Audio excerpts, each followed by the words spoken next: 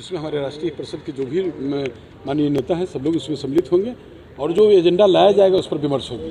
Party ने तय किया है 29 तारीख को नेशनल काउंसिल की बैठक का, और उसमें सभी जो हमारे नेशनल काउंसिल के जो मेंबर हैं, सदस्य हैं, उसमें भाग लेंगे और अभी के जो राजनीतिक हालात है उस पर चर्चा होगी। जो भी एजेंडा लाया जाएगा उस पर चर्चा होगी। जो अभी राजनीतिक हालात पर देश भर के जनता दल यूनाइटेड के जो बड़े नेता हैं उनका जुटान राजधानी पटना में होने वाला है। 29 अगस्त को जनता दल यूनाइटेड अपना राष्ट्रीय कार्यकारिणी की बैठक करेगी।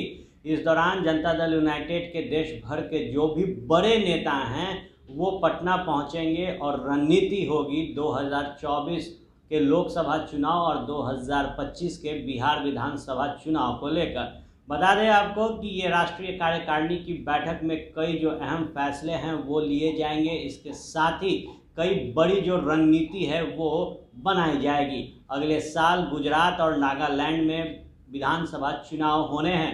इसको लेकर भी जनता दल यूनाइटेड अपने रणनीतियों पर काम करने जा रही है। बात की जाए तो गुजरात में पिछले विधानसभा चुनाव में भारतीय जनता पार्टी को सरकार बनाने में बड़ी मशक्कत करनी पड़ी थी और जो मैंडेट था वो बहुत ही छोटा था। ऐसे में अब प्रधानमंत्री नरेंद्र मोदी के घटते लोकप्रियता को देखते हुए जनता दल यूनाइटेड अपनी पार्टी का विस्तार गुजरात में भी करेगी। इसको लेकर जो रणनीति है वो बनाई जानी है। 29 अगस्त को जब जनता दल यूनाइटेड पटना के अपने कार्यालय में राष्ट्रीय कार्यकारिणी की बैठक करेगी तो इस दौरान देश भर के जो पार्टी के नेता हैं वो पहुंचेंगे। सभी राज्यों के जो प्रदेश अध्यक्ष हैं वो इस बैठक में आएंगे। इसके साथ ही तमाम जो पदाधिकारी हैं उनकी भी शिरकत इस बैठक में की जाएगी।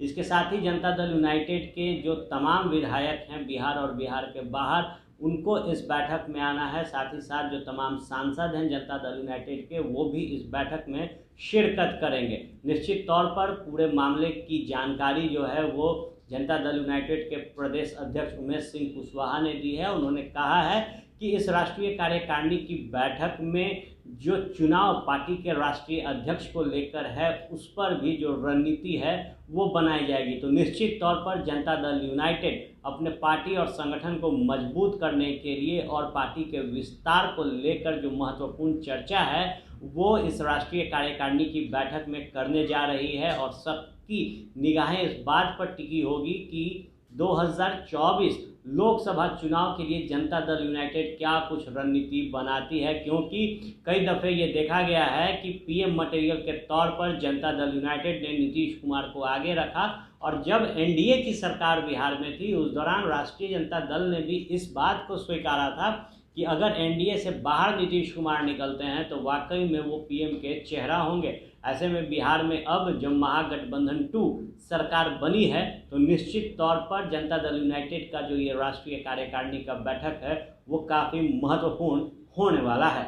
सुनिए पूरे राष्ट्रीय कार्यकारिणी की बैठक के कार्यक्रम को लेकर क्या कुछ कह रहे हैं जनता दल यूनाइटेड के प्रदेश अध्यक्ष उमेश सिंह कुशवाहा।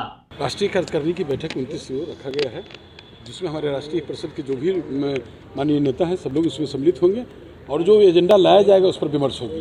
राजनीतिक हालातों पर चर्चा होगी। गठबंधन की सरकार बनने के बाद ये पहली दफा हो रहा है कि कार्यकारिणी की बैठक बुलाई जाए। नहीं, ऐसा नहीं है।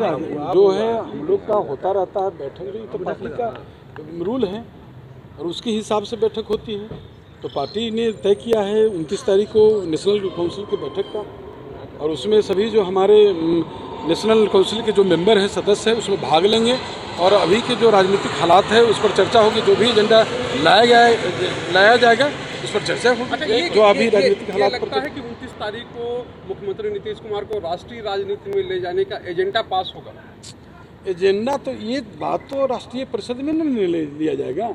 जो एजेंडा लाया जाएगा उस पर विमर्श होगी, उस हालातों पर बात होगी।